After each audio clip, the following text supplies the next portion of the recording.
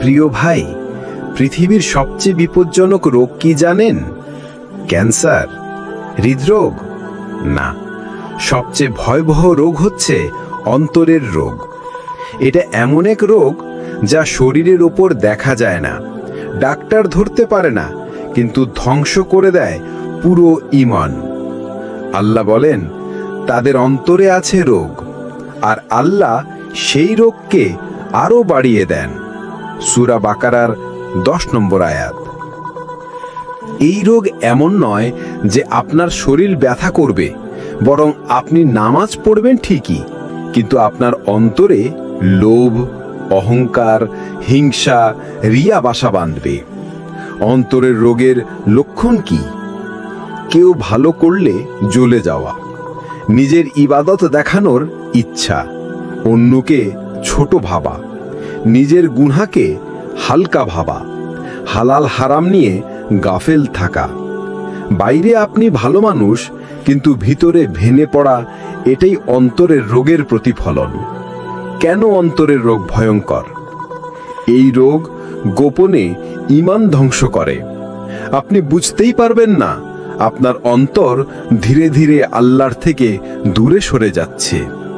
যে ব্যক্তি অন্তরের রোগ নিয়ে মরে, তার আমল কোনো কাজে আসে না। ইবনে কাইয়িম রাহিমাহুল্লাহ বলেন, এই রোগ আমলের রুহকে মেরে ফেলে। আপনি হয়তো নামাজ পড়ছেন ঠিকই, কিন্তু যদি তা হয় লোক দেখানো, তাহলে সেগুলোর কোনো ওজন থাকবে না। যে রিয়া করে, আল্লাহ তাকে মানুষ দেখিয়ে দেন, আর যে লোক দেখায়, তার আমল বাতিল হয়ে যায়। সহিহ হাদিস। এই রোগ আপনাকে নফসের গোলাম বানিয়ে দেয়। আপনি আর আল্লাহর কথা শুনেন না, শুনেন নিজের মনের কুমন্ত্রণা। এভাবেই নফস, রিয়া ও হিংসা মিলে অন্তরকে অসুস্থ করে তোলে। যদি অন্তর ঠিক থাকে, সব ঠিক হয়, আর অন্তর নষ্ট হলে সবকিছু নষ্ট হয়ে যায়। হাদিস বুখারী ও মুসলিম। আজকে থেকে আমাদের জিজ্ঞেস করা উচিত, আমার অন্তর কেমন? গুনাহ শুধু চোখ দিয়ে হয় না, গুনাহ হয় অন্তরের মাধ্যমে। যখন আপনি কারো ভালো দেখে জ্বলে যান, কারো ইবাদতে হিংসা করেন, নিজেকে সবার উপরে ভাবেন, এই রোগগুলো নিয়ন্ত্রণ না করলে সব আমল, সব তওবা, সব দোয়া হয়ে যাবে অন্তঃসার শূন্য। আমরা নামাজ পড়ি, রোজা রাখি, সাদকা দেই, কিন্তু একটা ভয়ঙ্কর প্রশ্ন হলো, আমরা কার জন্য করি? আল্লাহর জন্য নাকি মানুষের জন্য?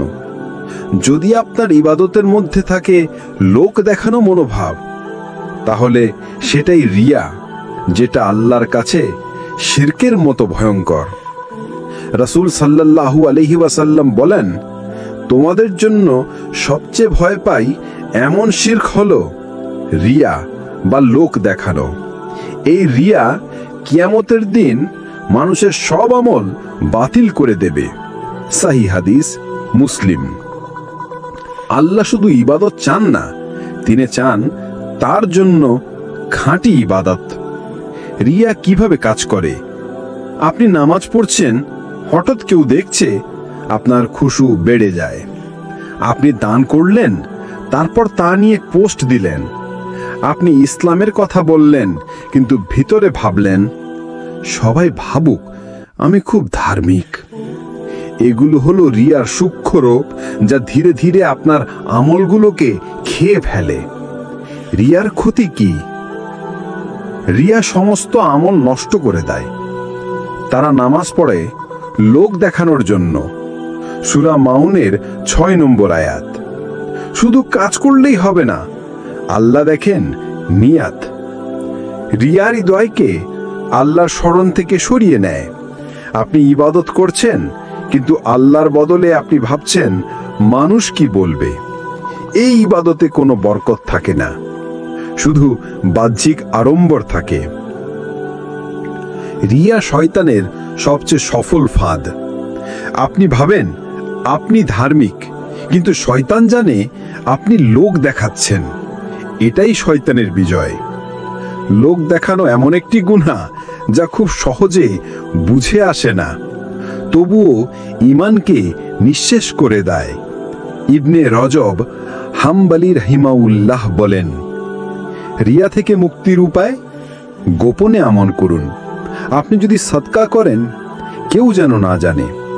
আপনি যদি রাতের নামাজ পড়েন, ঘরেই করুন, কাউকে না বলেই। 7 শ্রেণীর মানুষ কিয়ামতের দিন আরশের ছায়ায় থাকবে। তাদের একজন যে এমনভাবে সদকা দেন তার বাঁ হাতও যেন না জানে ডান হাত কি দান করল। বুখারী, মুসলিম। প্রতিদিন নিয়ত ঠিক করুন। আপনি যা করছেন বারবার মনে করুন, আমি আল্লাহর জন্য করছি, মানুষের জন্য না।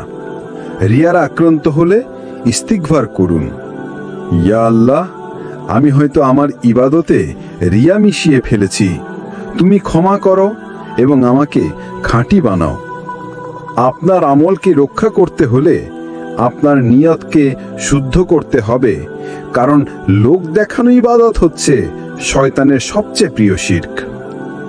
ইখলাস ছাড়া ইবাদত মানে ছাড়পত্র ছাড়া বিমানে ওঠা, গন্তব্যে পৌঁছানো যাবে না। আমরা নামাজ পড়ি, রোজা রাখি, ইসলাম নিয়ে কথা বলি, তবুও যদি অন্যের ভালো দেখে অন্তরে জ্বালা উঠে, তাহলে সেটা হিংসা। হিংসা এমন এক গোপন আগুন যেটা প্রথমে পড়ায় অন্যের সাফল্যে আপনার অন্তরকে, তারপর ধীরে ধীরে পুড়িয়ে ফেলে আপনার ঈমান। রাসূল সাল্লাল্লাহু আলাইহি ওয়াসাল্লাম বলেন, তোমরা একে অপরের প্রতি হিংসা করো না, কারণ হিংসা নেক আমলকে এভাবে ধ্বংস করে যেমন ভাবে আগুন কাঠকে পুড়িয়ে ফেলে। আবু দাউদ। আপনি যত আমলই করেন, হিংসা থাকলে সেগুলো নিঃশেষ হয়ে যাবে। হিংসা কি?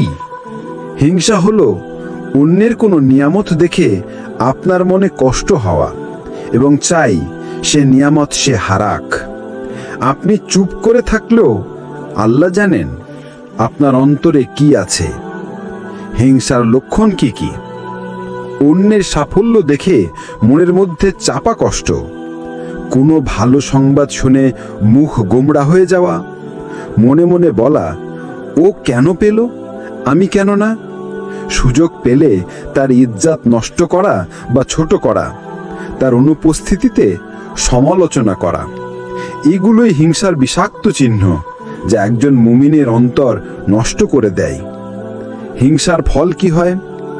হিংসা ঈমান নষ্ট করে দেয়। তোমাদের কেউ পরিপূর্ণ মুমিন হতে পারবে না যতক্ষণ সে তার ভাইয়ের জন্য তাই কামনা করে যা সে নিজের জন্য কামনা করে। বুখারী, মুসলিম। যদি আপনি শুধু নিজের ভালো চান আর অন্যের ভালোতে জ্বলে যান, তাহলে আপনার ঈমান অপরিপূর্ণ। হিংসা আল্লাহর সিদ্ধান্তের বিরুদ্ধে বিদ্রোহ।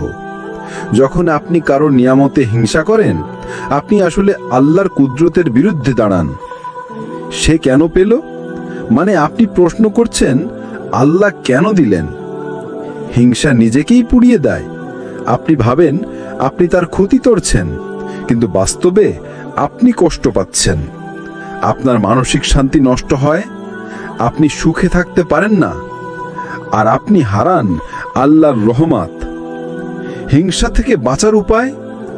নিজের নিয়ামতের প্রতি কৃতজ্ঞতা। তোমরা আমার নিয়ামতের শুকর করো, আমি তোমাদের আরও দেব। সূরা ইব্রাহিমের 7 নম্বর আয়াত। অন্যের দিকে না তাকিয়ে নিজের নিয়ামতের দিকে তাকান। দোয়া করুন হিংসা কমানোর জন্য। ইয়া আল্লাহ, আমাকে অন্তরের রোগ থেকে মুক্তি দিন, আমাকে কৃতজ্ঞ ও সদয় বানান। যাকে হিংসা করেন তার জন্য দোয়া করুন। আপনি হয়তো বলবেন, এটা কিভাবে সম্ভব? হ্যাঁ, কঠিন, কিন্তু নিশ্চিত মুক্তির উপায়। আপনি যদি তার জন্য দোয়া করেন, আল্লাহ আপনার অন্তর থেকে হিংসার আগুন নিভিয়ে দেবেন। অন্যের সাফল্য দেখে জ্বলে উঠবেন না, বরং ভাবুন, আল্লাহ আমাকে কবে দেবেন। হিংসা থেকে পরিত্রাণ পেলে আপনার অন্তর হবে প্রশান্ত আর ঈমান হবে পরিপূর্ণ।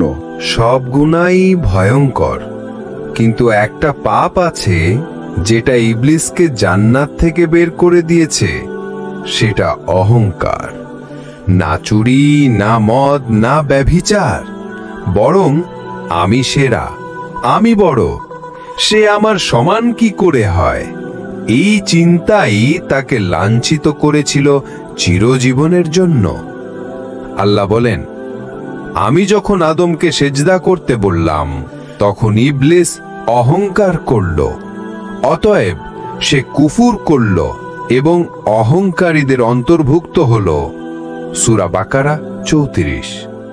এখানেই অহংকারের ভয়াবহতা। এটা শুধু গুনাহ নয়, এটা ঈমান ধ্বংসকারী রোগ। অহংকার কিভাবে প্রকাশ পায়?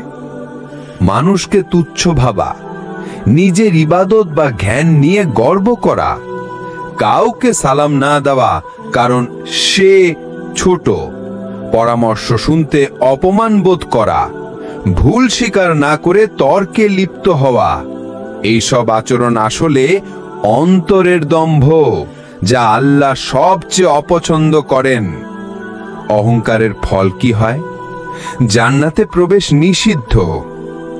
যার অন্তরে সরিষা পরিমাণ অহংকার থাকবে, সে জান্নাতে প্রবেশ করতে পারবে না। সহিহ মুসলিম। একমাত্র দম্ভই এমন গুনাহ যা অল্প থাকলেও জান্নাত থেকে বঞ্চিত করে। মানুষ আপনাকে পরিত্যাগ করে।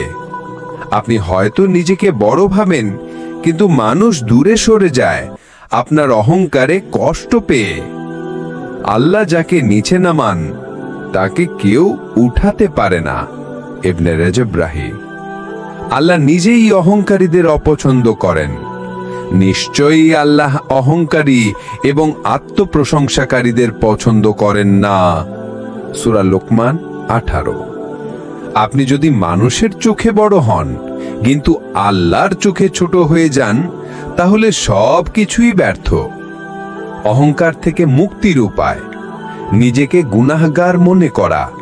আপনি যত ভালো কাজই করেন না কেন, নিজেকে ভুলে ভরা বান্দা মনে করুন। নম্রতা চর্চা করুন। যে ব্যক্তি আল্লাহর জন্য নিজেকে নম্র করে, আল্লাহ তাকে উচ্চ মর্যাদায় উন্নীত করেন। অহংকার নয়, নম্রতাই নবীদের গুণ ছিল। সব সময় বলুন, সব ভালো আল্লাহর পক্ষ থেকে। কোনো প্রশংসা এলে বলুন, আলহামদুলিল্লাহ, এটা আল্লাহর রহমত। এই বাক্য আপনার অন্তরের অহংকারকে ভেঙে দেবে ইনশাআল্লাহ। ইবলিস জান্নাত হারিয়েছিল অহংকারের কারণে। আমরা যেন তা ফিরে পেতে না চাই একই পথে। জ্ঞান, ইবাদত, অবস্থান সবই যদি আপনাকে অহংকারী করে তোলে, তাহলে সেটা আপনাকে জান্নাতের কাছ থেকে দূরে নিয়ে যাচ্ছে। এই দুনিয়ায় আমাদের সবচেয়ে বড় শত্রু কে জানেন? না, সেটা দুনিয়া নয়, শয়তানও নয় সর্বদা। সবচেয়ে বড় শত্রু হচ্ছে আমার নিজের নফস।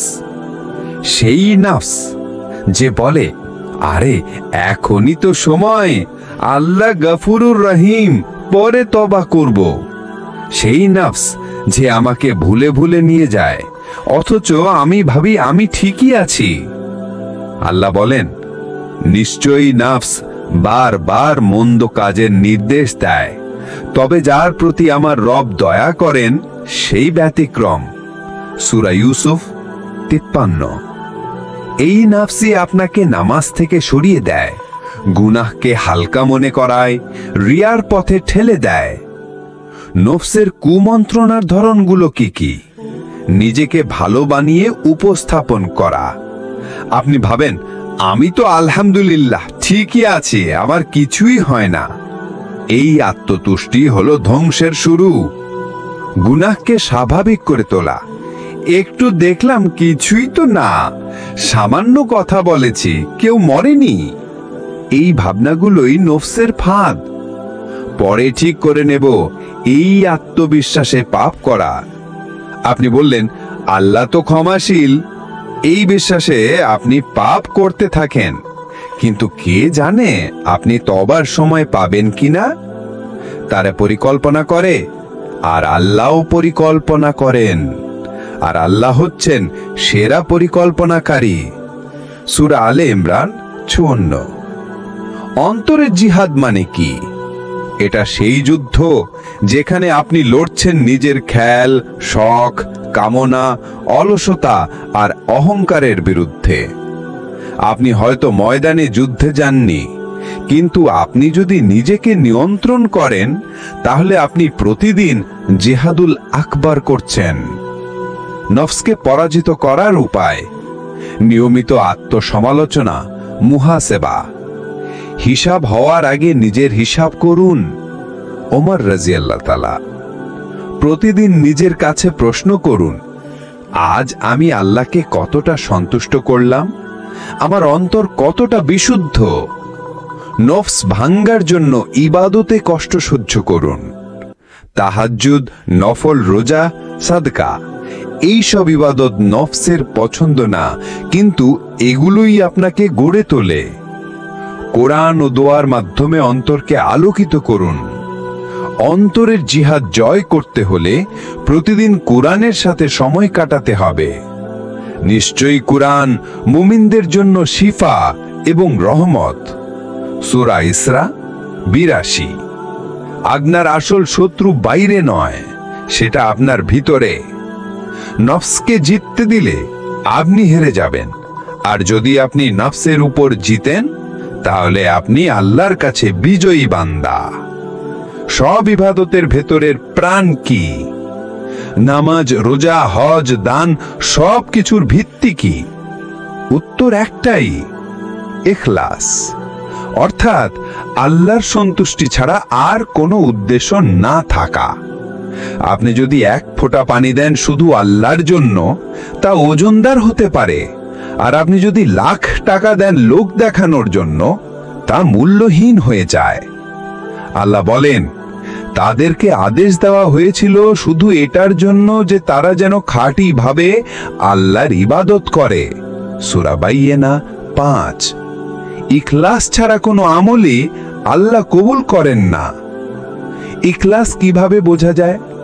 আপনি একা থাকলেও ইবাদত করেন, কেউ না জানলেও আপনি সেজদায় যান। আপনার চোখে শুধু আল্লাহ, লোক নয়।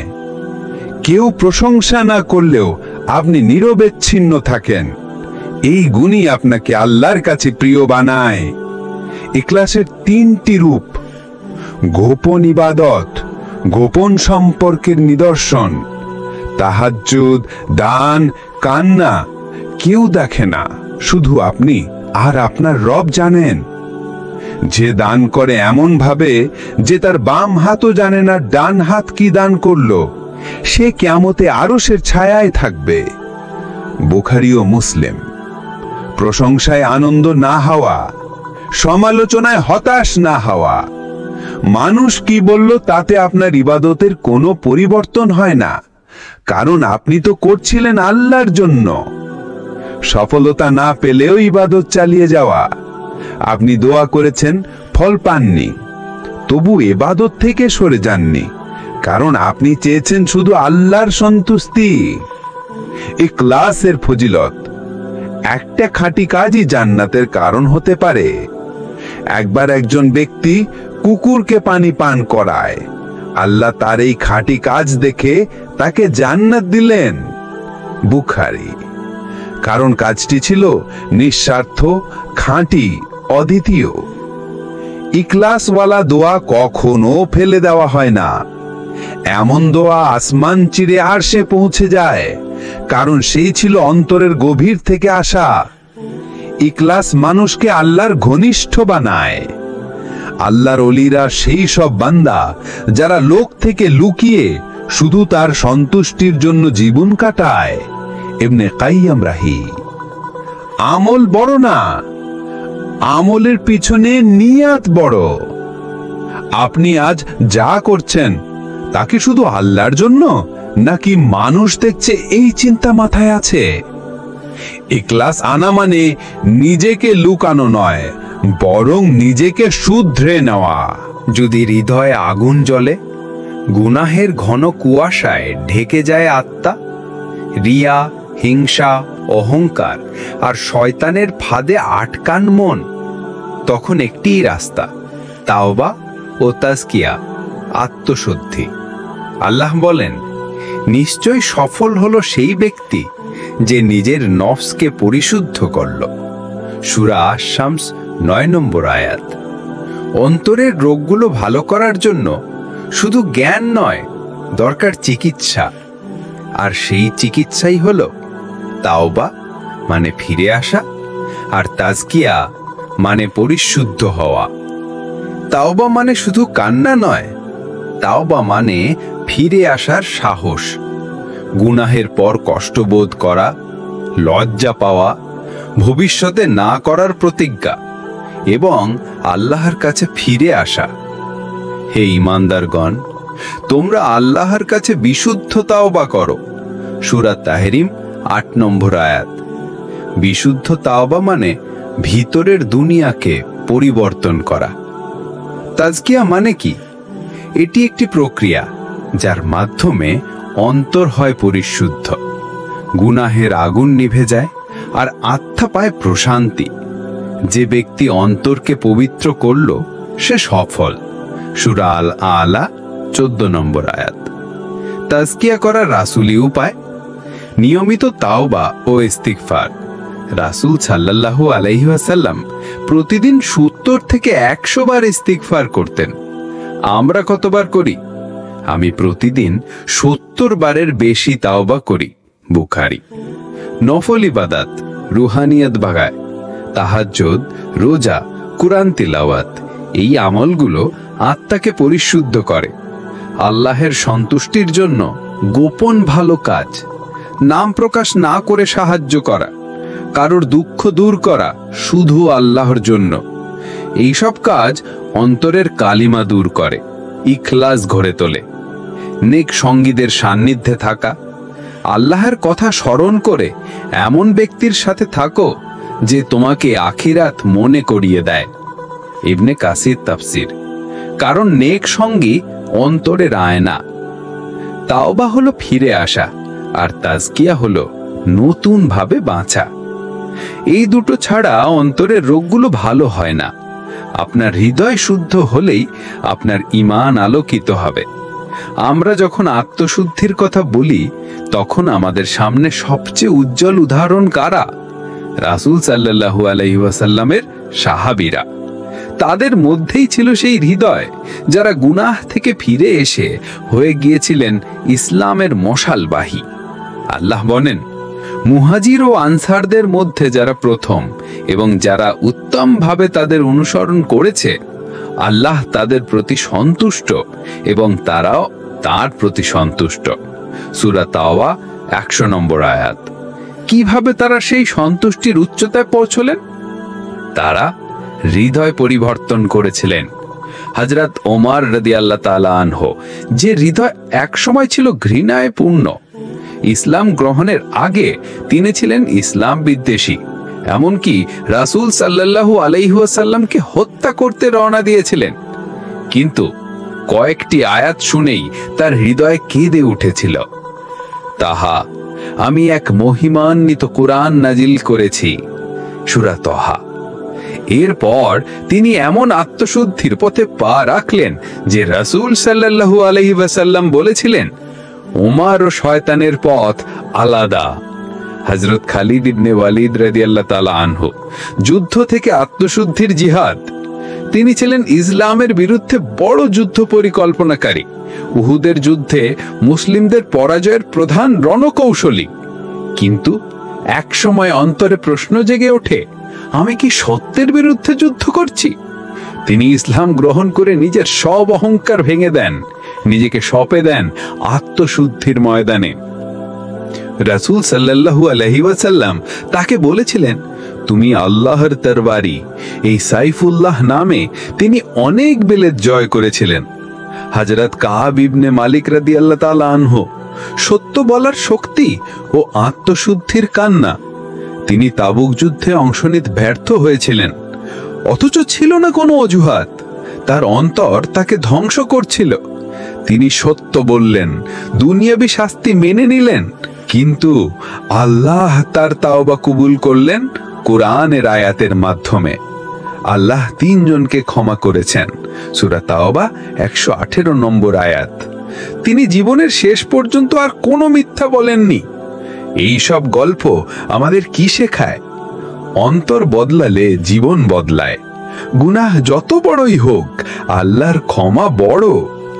আত্মশুদ্ধি মানে শুধু ইবাদত নয়, প্রকৃত আত্মনিরীক্ষা। আল্লাহ তার বান্দার অন্তরের দিকটাই বেশি দেখেন। তারা সবাই একসময় ভুল করেছিলেন, কিন্তু তারা সাহস করেছিলেন বদলানোর। রাসূলরা ফেরেশতা ছিলেন না, তারা ছিলেন মানুষ, যারা গুনাহ থেকে ফিরে এসে হয়ে গিয়েছিলেন রব্বানি বান্দা। এই সিরিজের প্রতিটি কথায় আপনি যদি অন্তরের একটা কষ্ট অনুভব করে থাকেন, তাহলে জেনে রাখুন আল্লাহ আপনাকে ডাকছেন। না, আপনি এখনো শেষ হয়ে যাননি। না, আপনার পাপ এত বেশি হয়নি যে আপনি ফিরে যেতে পারবেন না। এখনই সময়, আজকেই দিন, এই মুহূর্তেই অন্তরের বিপ্লব শুরু করার। আল্লাহ বলেন, হে আমার বান্দারা, তোমরা যারা নিজেদের উপর জুলুম করেছো, আল্লাহের রহমত থেকে নিরাশ হয় না। নিশ্চয়ই আল্লাহ সব গুনাহ ক্ষমা করেন। সূরা জুমার 53 নম্বর আয়াত। এই আয়াত কার জন্য জানেন? আপনার জন্যে, যিনি অনেক পাপ করেছেন তবুও ফিরে আসতে চাইছেন। তাহলে কিভাবে শুরু করবেন অন্তরের বিপ্লব? একটি গভীর তাওবা দিয়ে দিন শুরু করুন। আল্লাহর সামনে কেঁদে বলুন, আমি ক্লান্ত, আমি ফিরে এসেছি। নিয়মিত মহাসভা শুরু করুন। প্রতি রাতে প্রশ্ন করুন, আজ আমি কাকে কষ্ট দিলাম? আজ আমার অন্তর কেমন ছিল? প্রতি সপ্তাহে একটি গোপন আমাল রাখুন, শুধু আল্লাহর জন্য। কেউ জানবে না। সেই আমাল আপনাকে ইখলাস শেখাবে। আল্লাহের ভালোবাসা অর্জনকে জীবনের লক্ষ্য বানান। আল্লাহ তোমাদের চেহারা ও দেহের দিকে তাকান না, তার দৃষ্টি থাকে তোমাদের অন্তরের দিকে। মুসলিম। মানুষ যা দেখে না, আল্লাহ সেটাই দেখেন। আপনি হয়তো গুনাহগার, কিন্তু আপনি অনুতপ্ত। আপনি হয়তো ব্যর্থ, কিন্তু আপনি ফিরে এসেছেন। আপনি হয়তো পথ হারিয়েছেন, কিন্তু এখন আপনি আল্লাহর দিকে হাঁটছেন। এটাই আসল বিপ্লব, অন্তর বদলানো। সিরাত আর তাকওয়া থেকে শেষ আহ্বান। এই সিরিজ শুধু কিছু কথা নয়, এটা আপনার হৃদয়ের দরজায় আল্লাহর দরবার থেকে আসা এক নরম কড়া। দরজা খুলে দিন ভাই, আল্লাহ অপেক্ষায় আছেন।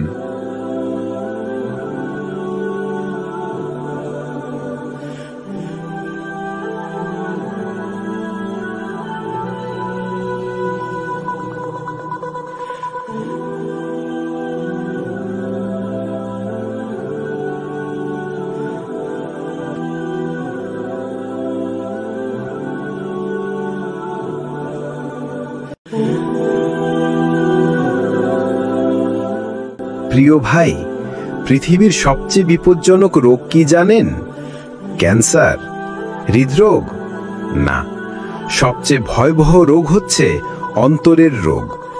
এটা এমন এক রোগ যা শরীরের ওপর দেখা যায় না, ডাক্তার ধরতে পারে না, কিন্তু ধ্বংস করে দেয় পুরো ঈমান। আল্লাহ বলেন, তাদের অন্তরে আছে রোগ, আর আল্লাহ সেই রোগকে আরো বাড়িয়ে দেন। সূরা বাকারার 10 নম্বর আয়াত। এই রোগ এমন নয় যে আপনার শরীর ব্যথা করবে, বরং আপনি নামাজ পড়বেন ঠিকই, কিন্তু আপনার অন্তরে লোভ, অহংকার, হিংসা, রিয়া বাসা বাঁধবে। অন্তরের রোগের লক্ষণ কি? কেউ ভালো করলে জ্বলে যাওয়া, নিজের ইবাদত দেখানোর ইচ্ছা, অন্যকে ছোট ভাবা, নিজের গুনাহকে হালকা ভাবা, হালাল হারাম নিয়ে গাফেল থাকা। বাইরে আপনি ভালো মানুষ, কিন্তু ভিতরে ভেঙে পড়া, এটাই অন্তরের রোগের প্রতিফলন। কেন অন্তরের রোগ ভয়ঙ্কর? এই রোগ গোপনে ঈমান ধ্বংস করে। আপনি বুঝতেই পারবেন না, আপনার অন্তর ধীরে ধীরে আল্লাহর থেকে দূরে সরে যাচ্ছে। যে ব্যক্তি অন্তরের রোগ নিয়ে মরে তার আমল কোনো কাজে আসে না। ইবনে কাইয়িম রাহিমাহুল্লাহ বলেন, এই রোগ আমলের রুহকে মেরে ফেলে। আপনি হয়তো নামাজ পড়ছেন ঠিকই, কিন্তু যদি তা হয় লোক দেখানো, তাহলে সেগুলোর কোনো ওজন থাকবে না।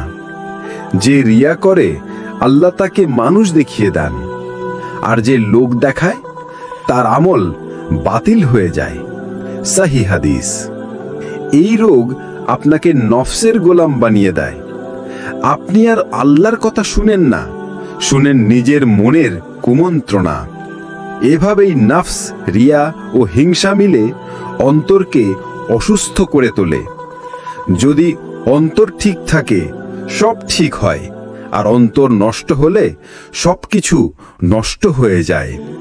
হাদিস বুখারী ও মুসলিম। আজকে থেকে আমাদের জিজ্ঞেস করা উচিত, আমার অন্তর কেমন? গুনাহ শুধু চোখ দিয়ে হয় না, গুনাহ হয় অন্তরের মাধ্যমে। যখন আপনি কারো ভালো দেখে জ্বলে যান, কারো ইবাদতে হিংসা করেন, নিজেকে সবার উপরে ভাবেন, এই রোগগুলো নিয়ন্ত্রণ না করলে সব আমল, সব তওবা, সব দোয়া হয়ে যাবে অন্তঃসার শূন্য। আমরা নামাজ পড়ি, রোজা রাখি, সাদকা দেই, কিন্তু একটা ভয়ঙ্কর প্রশ্ন হলো, আমরা কার জন্য করি? আল্লাহর জন্য নাকি মানুষের জন্য? যদি আপনার ইবাদতের মধ্যে থাকে লোক দেখানো মনোভাব, তাহলে সেটাই রিয়া, যেটা আল্লাহর কাছে শিরকের মতো ভয়ঙ্কর। রাসূল সাল্লাল্লাহু আলাইহি ওয়াসাল্লাম বলেন, তোমাদের জন্য সবচেয়ে ভয় পাই এমন শিরক হলো রিয়া বা লোক দেখানো। এই রিয়া কিয়ামতের দিন মানুষের সব আমল বাতিল করে দেবে। সহিহ হাদিস, মুসলিম। আল্লাহ শুধু ইবাদত চান না, তিনি চান তার জন্য খাঁটি ইবাদত। রিয়া কিভাবে কাজ করে? আপনি নামাজ পড়ছেন, হঠাৎ কেউ দেখছে, আপনার খুশু বেড়ে যায়। আপনি দান করলেন, তারপর তা নিয়ে পোস্ট দিলেন। আপনি ইসলামের কথা বললেন, কিন্তু ভিতরে ভাবলেন, সবাই ভাবুক আমি খুব ধার্মিক। এগুলো হলো রিয়ার সূক্ষ্ম রূপ, যা ধীরে ধীরে আপনার আমলগুলোকে খেয়ে ফেলে। রিয়ার ক্ষতি কি? রিয়া সমস্ত আমল নষ্ট করে দেয়। তারা নামাজ পড়ে লোক দেখানোর জন্য। সূরা মাউনের 6 নম্বর আয়াত। শুধু কাজ করলেই হবে না, আল্লাহ দেখেন নিয়াত। রিয়ার হৃদয়কে আল্লাহর স্মরণ থেকে সরিয়ে নেয়। আপনি ইবাদত করছেন, কিন্তু আল্লাহর বদলে আপনি ভাবছেন মানুষ কি বলবে। এই ইবাদতে কোনো বরকত থাকে না, শুধু বাহ্যিক আড়ম্বর থাকে। রিয়া শয়তানের সবচেয়ে সফল ফাঁদ। আপনি ভাবেন আপনি ধার্মিক, কিন্তু শয়তান জানে আপনি লোক দেখাচ্ছেন। এটাই শয়তানের বিজয়। লোক দেখানো এমন একটি গুনাহ যা খুব সহজে বুঝে আসে না, তবুও ঈমানকে নিঃশেষ করে দেয়। ইবনে রজব হাম্বলী রাহিমাহুল্লাহ বলেন, রিয়া থেকে মুক্তির উপায়, গোপনে আমল করুন। আপনি যদি সাদকা করেন, কেউ যেন না জানে। আপনি যদি রাতের নামাজ পড়েন, ঘরেই করুন, কাউকে না বলেই। 7 শ্রেণীর মানুষ কিয়ামতের দিন আরশের ছায়ায় থাকবে। তাদের একজন যে এমনভাবে সাদকা দেন, তার বাঁ হাতও যেন না জানে ডান হাত কি দান করল। বুখারী, মুসলিম। প্রতিদিন নিয়ত ঠিক করুন। আপনি যা করছেন বারবার মনে করুন, আমি আল্লাহর জন্য করছি, মানুষের জন্য না। রিয়ার আক্রান্ত হলে ইস্তিগফার করুন, ইয়া আল্লাহ, আমি হয়তো আমার ইবাদতে রিয়া মিশিয়ে ফেলেছি, তুমি ক্ষমা করো এবং আমাকে খাঁটি বানাও। আপনার আমলকে রক্ষা করতে হলে আপনার নিয়তকে শুদ্ধ করতে হবে, কারণ লোক দেখানো ইবাদত হচ্ছে শয়তানের সবচেয়ে প্রিয় শিরক। ইখলাস ছাড়া ইবাদত মানে ছাড়পত্র ছাড়া বিমানে ওঠা। গন্তব্যে পৌঁছানো যাবে না। আমরা নামাজ পড়ি, রোজা রাখি, ইসলাম নিয়ে কথা বলি, তবুও যদি অন্যের ভালো দেখে অন্তরে জ্বালা ওঠে, তাহলে সেটা হিংসা। হিংসা এমন এক গোপন আগুন যেটা প্রথমে পড়ায় অন্যের সাফল্যে আপনার অন্তরকে, তারপর ধীরে ধীরে পুড়িয়ে ফেলে আপনার ঈমান। রাসূল সাল্লাল্লাহু আলাইহি ওয়াসাল্লাম বলেন, তোমরা একে অপরের প্রতি হিংসা করো না, কারণ হিংসা নেক আমলকে এভাবে ধ্বংস করে যেমন ভাবে আগুন কাঠকে পুড়িয়ে ফেলে। আবু দাউদ। আপনি যত আমলই করেন, হিংসা থাকলে সেগুলো নিঃশেষ হয়ে যাবে। হিংসা কি? হিংসা হলো অন্যের কোনো নিয়ামত দেখে আপনার মনে কষ্ট হওয়া এবং চাই সে নিয়ামত সে হারাক। আপনি চুপ করে থাকলেও আল্লাহ জানেন আপনার অন্তরে কি আছে। হিংসার লক্ষণ কি কি? অন্যের সাফল্য দেখে মনের মধ্যে চাপা কষ্ট, কোনো ভালো সংবাদ শুনে মুখ গোমড়া হয়ে যাওয়া, মনে মনে বলা, ও কেন পেল, আমি কেন না? সুযোগ পেলে তার ইজ্জত নষ্ট করা বা ছোট করা, তার অনুপস্থিতিতে সমালোচনা করা, এগুলোই হিংসার বিষাক্ত চিহ্ন যা একজন মুমিনের অন্তর নষ্ট করে দেয়। হিংসার ফল কি হয়? হিংসা ঈমান নষ্ট করে দেয়। তোমাদের কেউ পরিপূর্ণ মুমিন হতে পারবে না যতক্ষণ সে তার ভাইয়ের জন্য তাই কামনা করে যা সে নিজের জন্য কামনা করে। বুখারী, মুসলিম। যদি আপনি শুধু নিজের ভালো চান আর অন্যের ভালোতে জ্বলে যান, তাহলে আপনার ঈমান অপরিপূর্ণ। হিংসা আল্লাহর সিদ্ধান্তের বিরুদ্ধে বিদ্রোহ। যখন আপনি কারো নিয়ামতে হিংসা করেন, আপনি আসলে আল্লাহর কুদরতের বিরুদ্ধে দাঁড়ান। সে কেন পেল মানে আপনি প্রশ্ন করছেন, আল্লাহ কেন দিলেন? হিংসা নিজেকেই পুড়িয়ে দেয়। আপনি ভাবেন আপনি তার ক্ষতি করছেন, কিন্তু বাস্তবে আপনি কষ্ট পাচ্ছেন। আপনার মানসিক শান্তি নষ্ট হয়, আপনি সুখে থাকতে পারেন না, আর আপনি হারান আল্লাহর রহমত। হিংসা থেকে বাঁচার উপায়? নিজের নিয়ামতের প্রতি কৃতজ্ঞতা। তোমরা আমার নিয়ামতের শকর করো, আমি তোমাদের আরও দেব। সূরা ইব্রাহিমের 7 নম্বর আয়াত। অন্যের দিকে না তাকিয়ে নিজের নিয়ামতের দিকে তাকান। দোয়া করুন হিংসা কমানোর জন্য। ইয়া আল্লাহ, আমাকে অন্তরের রোগ থেকে মুক্তি দিন, আমাকে কৃতজ্ঞ ও সদয় বানান। যাকে হিংসা করেন তার জন্য দোয়া করুন। আপনি হয়তো বলবেন, এটা কিভাবে সম্ভব? হ্যাঁ, কঠিন, কিন্তু নিশ্চিত মুক্তির উপায়।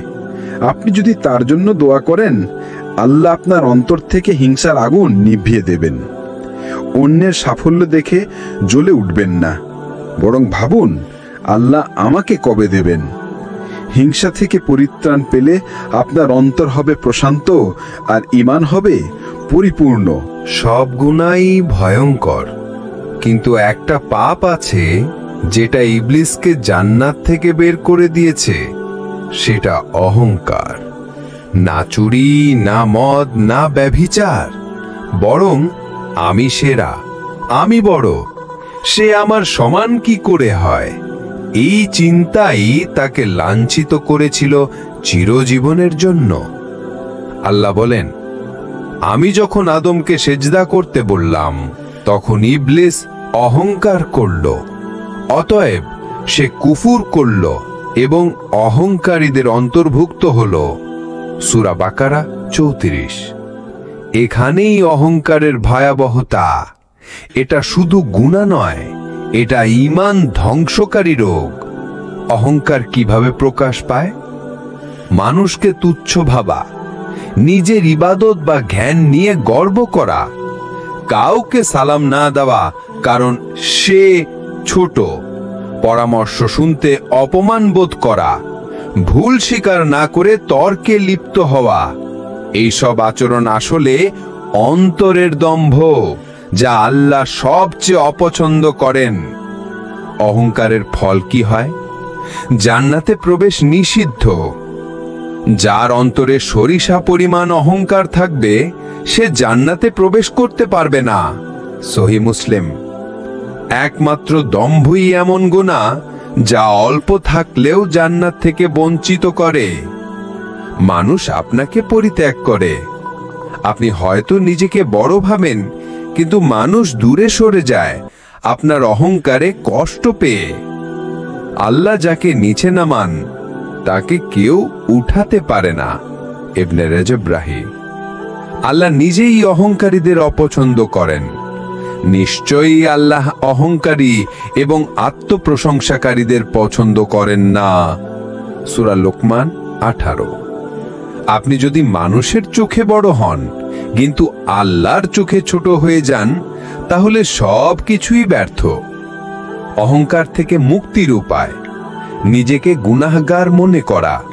আপনি যত ভালো কাজই করেন না কেন, নিজেকে ভুলে ভরা বান্দা মনে করুন।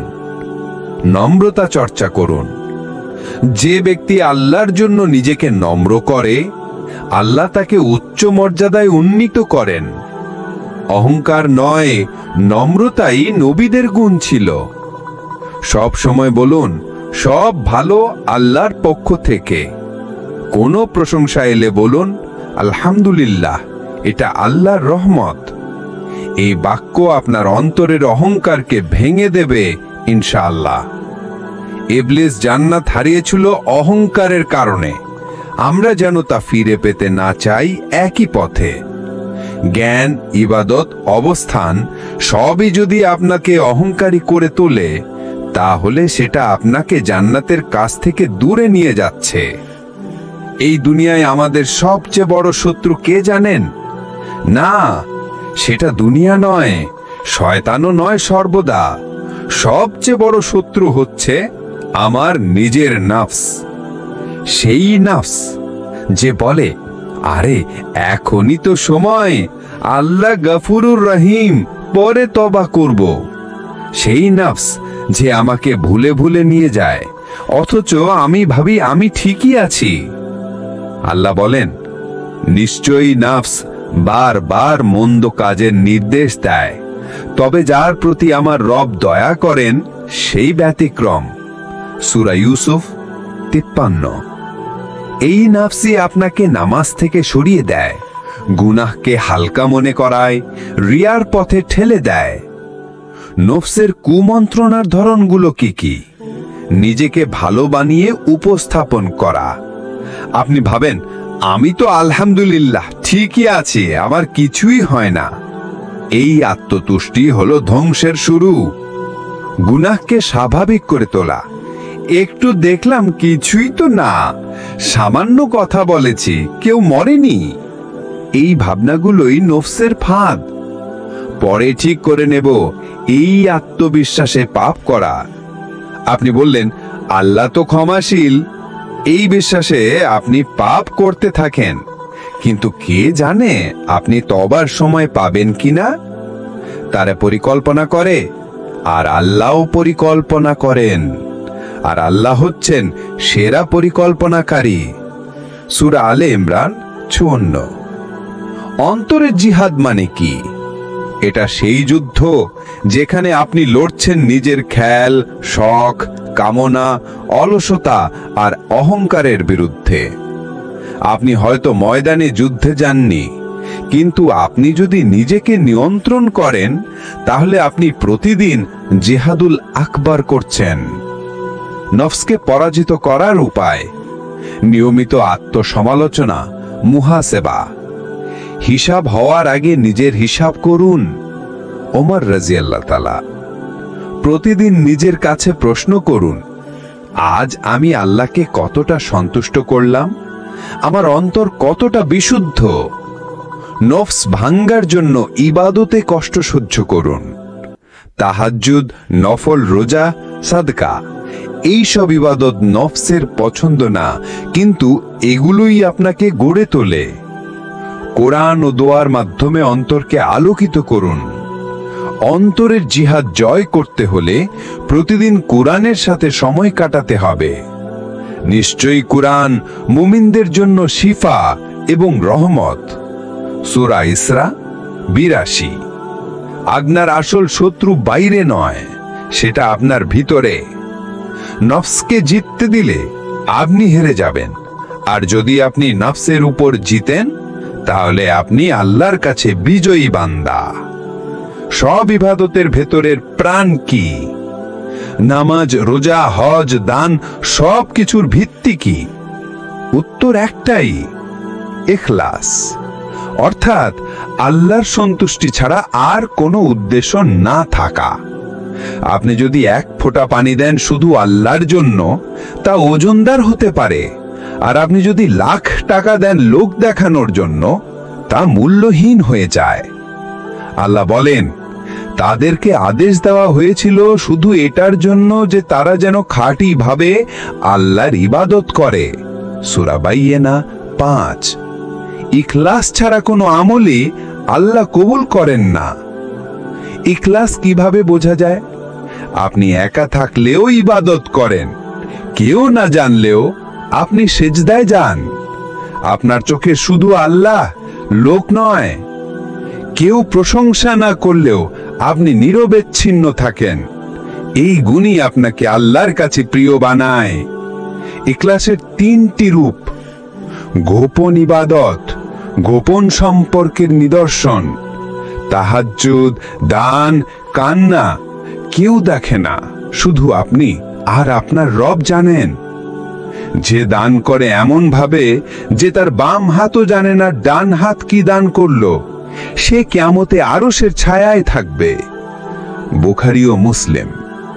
প্রশংসায় আনন্দ না হওয়া, সমালোচনায় হতাশ না হওয়া। মানুষ কি বলল তাতে আপনার ইবাদতের কোনো পরিবর্তন হয় না, কারণ আপনি তো করছিলেন আল্লাহর জন্য। সফলতা না পেলেও ইবাদত চালিয়ে যাওয়া। আপনি দোয়া করেছেন, ফল পাননি, তবু ইবাদত থেকে সরে যাননি, কারণ আপনি চেয়েছেন শুধু আল্লাহর সন্তুষ্টি। ইখলাসের ফজিলত: একটা খাঁটি কাজই জান্নাতের কারণ হতে পারে। একবার একজন ব্যক্তি কুকুরকে পানি পান করায়। আল্লাহ তার এই খাঁটি কাজ দেখে তাকে জান্নাত দিলেন। বুখারী। কারণ কাজটি ছিল নিঃস্বার্থ, খাঁটি, অদ্বিতীয়। ইখলাসওয়ালা দোয়া কখনো ফেলে দেওয়া হয় না। এমন দোয়া আসমান চিরে আরশে পৌঁছে যায়, কারণ সেই ছিল অন্তরের গভীর থেকে আসা। ইখলাস মানুষকে আল্লাহর ঘনিষ্ঠ বানায়। আল্লাহর ওলিরা সেই সব বান্দা যারা লোক থেকে লুকিয়ে শুধু তার সন্তুষ্টির জন্য জীবন কাটায়। ইবনে কাইয়্যিম রাহি। আমল বড় না, আমলের পিছনে নিয়াত বড়। আপনি আজ যা করছেন তা কি শুধু আল্লাহর জন্য, নাকি মানুষ দেখছে এই চিন্তা মাথায় আছে?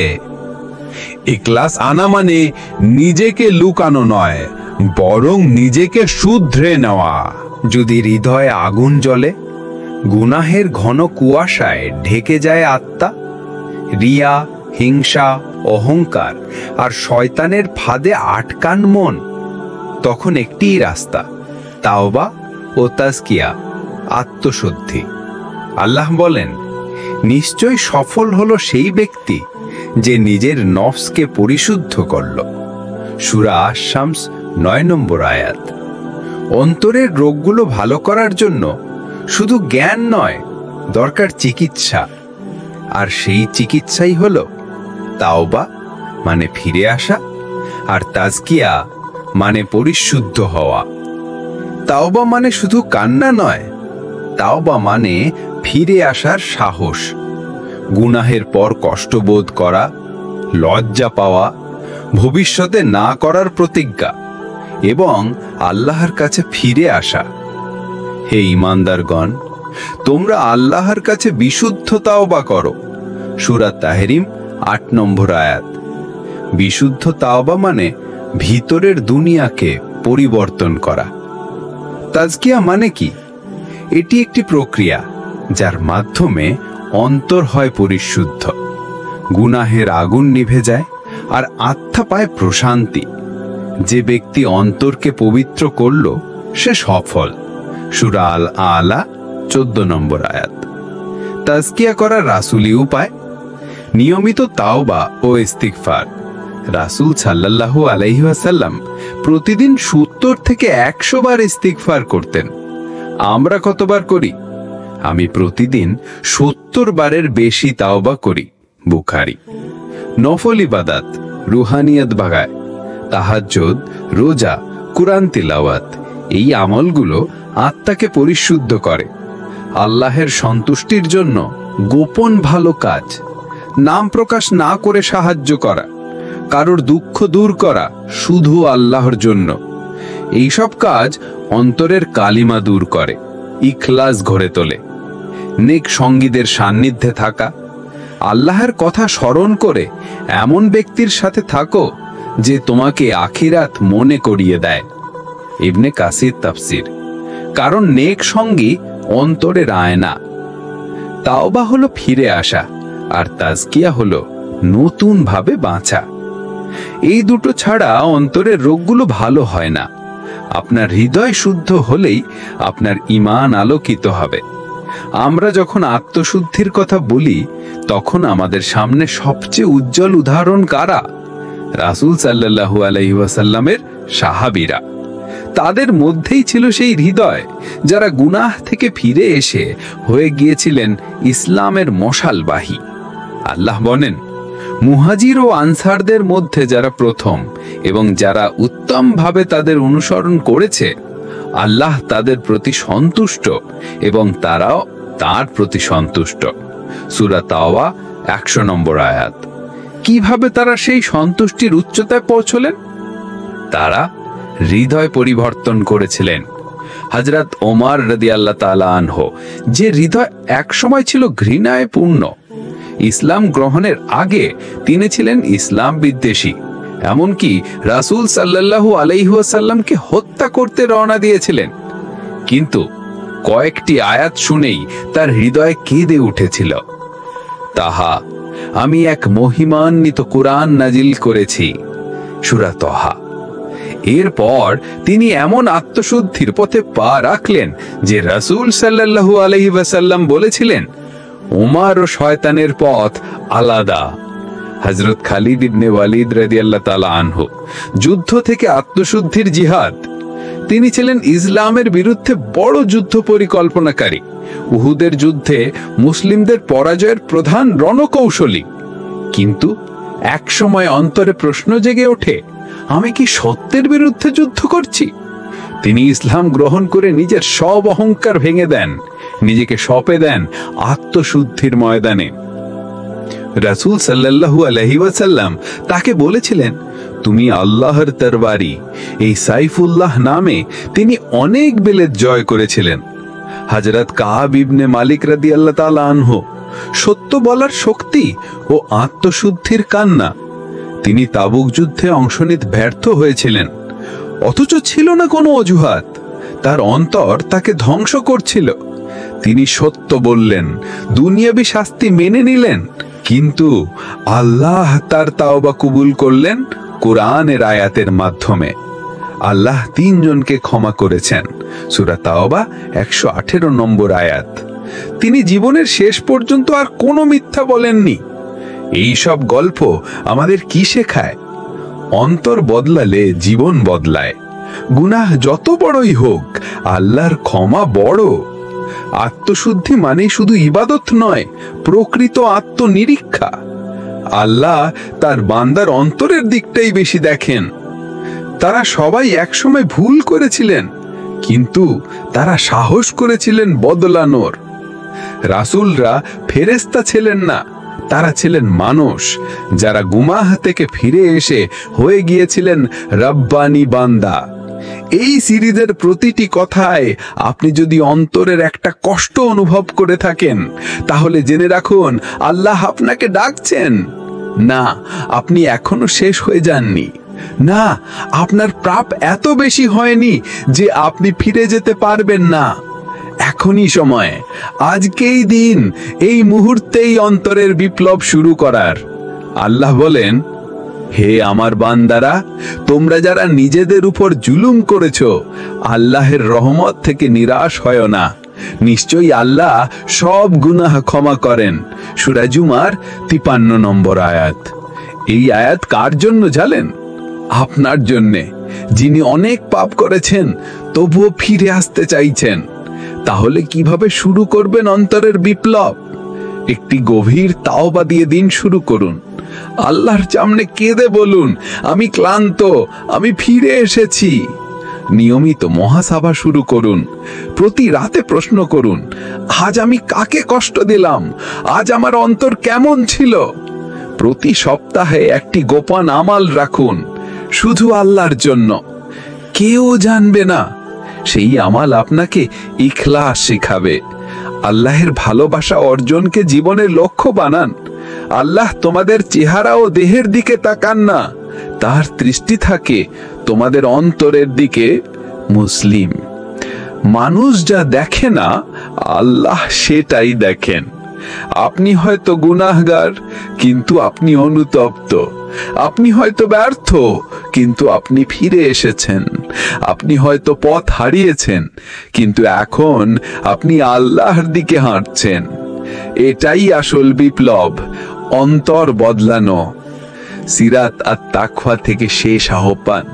এই সিরিজ শুধু কিছু কথা নয়, এটা আপনার হৃদয়ের দরজায় আল্লাহর দরবার থেকে আসা এক নরম কড়া। দরজা খুলে দিন ভাই, আল্লাহ অপেক্ষায় আছেন।